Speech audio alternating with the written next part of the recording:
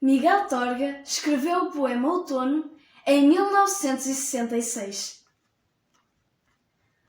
Tarde pintada, por não sei que pintor, nunca vi tanta cor, tão colorida. Se é de morte ou de vida, não é comigo.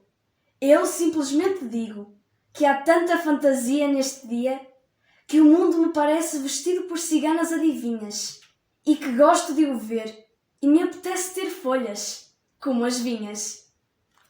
Vale a pena ler Miguel Torga. Boas leituras e sejam felizes.